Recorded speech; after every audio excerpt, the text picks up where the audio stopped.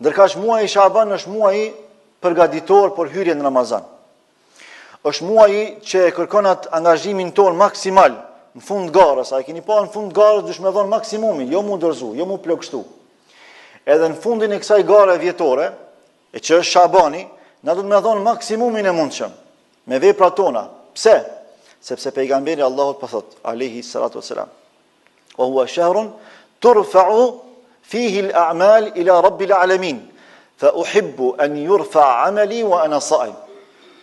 Dhe për arsye se ky muaj, pra muaji Shaban është muaji në të cilin ngriten veprat tona tek Allahu, pra regjistrat e veprave tona vjetore, që i kanë shënuar me laqet e Allahut subhanahu wa taala, i dorëzojnë veprat tona tek Allahu pikërisht në këtë muaj.